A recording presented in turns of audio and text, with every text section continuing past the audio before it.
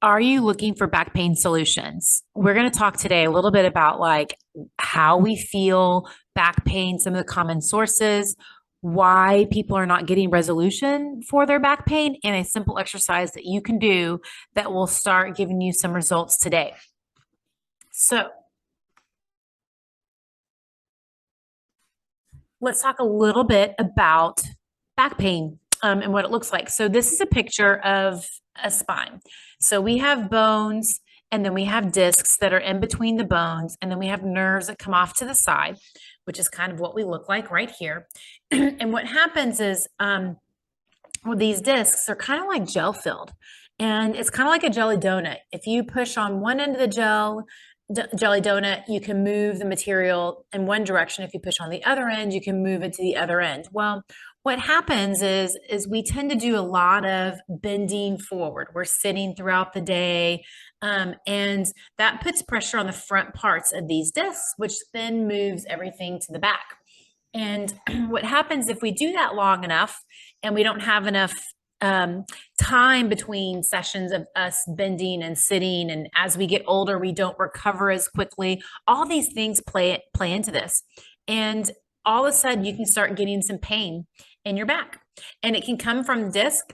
You can have herniations that hit these nerves, and then all of a sudden, you start having pain down the leg. These are just some of the sources of back pain. There's other things that are out there that will create it, and we're going to talk about that in a second. But just wanted to show you a little bit about the mechanics. So, if we're always doing things where we're bending, a lot of times what people want to do is they want to bring their knees to their chest because they want to stretch the muscle. And they say, "Oh, the muscle is what is creating all the problems." Well, the muscle is just a symptom. The muscle tension happens because of something that's going on within the spine. It's protecting. And so if we go in and we've already been bending and now we're bringing our knees to our chest, all we're doing is moving everything to the back where there's the problems. So one of the things that we want to do is actually reverse that direction. And we're going to talk about that here in a second. So this is literally what we look like throughout the day. We're bent forward, we're on a computer, and this creates problems in our back. We have a rounded spine through here. All it's doing is, if you go back to that spine model, when I go back here, we're basically bent forward, putting pressure all in the front parts of this, and you move the material to the back. And then all of a sudden there's rings around the disc that can get damaged, very similar to like an ankle sprain. If you sprain the ligament in your ankle, you put pressure on it, it's going to hurt. You eventually damage the rings on these discs. You put pressure on it by doing some things like bending forward, bringing your knees to your chest. You try to stand up and it's like, oh, I feel like I'm 80 years old because you have joint material that's kind of moved to the back from us always being a bent over position. Very similar to what this person looks like in the front. This is what we do. And we do this thousands and thousands of times throughout the day, and we never reverse the direction. And that's a problem. So, what are some of the common sources of back pain? So, it's our everyday postures. I mean, that's a big one. So, we're sitting, we're bending 3,000 to 4,000 times a day. We have got to offset that. Very similar to like if I pull my finger back and I hold it there 8 hours a day, day after day, year after year, eventually my joint's not going to like being in that position. It's not in its normal resting position. So if I keep on pulling my finger back and holding it there, eventually I'm going to have some damage within that joint. And that's essentially what's happening with our back when we're bending forward thousands and thousands of times throughout the day. So the back pain, like what I discussed just a second ago, that can definitely be a source of pain.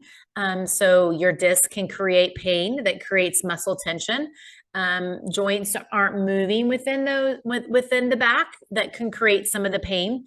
You can have pressure on the nerve that is a common back source that can create pain going into the hip or down into the leg. Hip pain also can create back pain. We've had people that like, gosh, well, I did my exercises and they were helping me and I haven't had any problems. And all of a sudden my back pain returned. And then we start asking some questions and it's like, wow, I'm getting some knee pain on the outside and her exercises weren't working. It was the exact same pain as it felt like previously that was coming from her back, but this one actually was coming from her hip. And so you've got to look at where are the sources of the pain? Is it a back source? Is it a hip pain source? We can also have thoracic joint tightness, rib tightness, in that lower part of the thoracic spine where your ribs are located. That also can create back pain. You can have muscles that basically attach into the ribs and they attach down into the pelvis.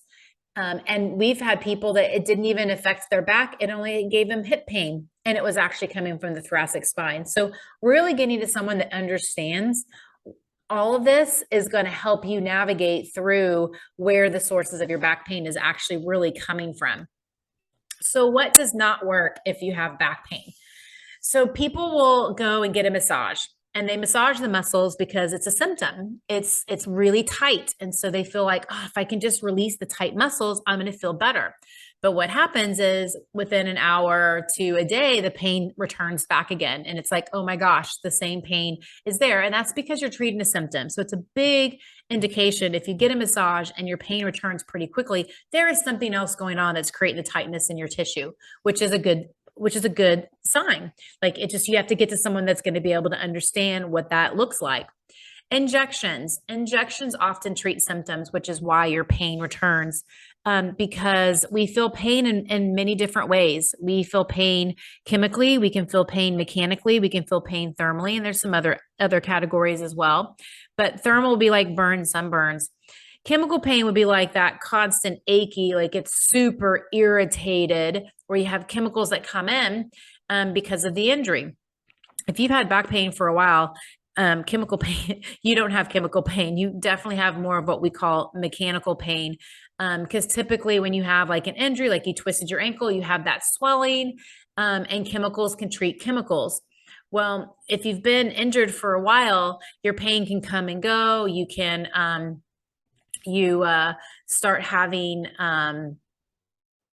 you can change your position and make it better or worse. Those are things that are more mechanical that you need to find someone that understands the mechanics of how to fix low back pain.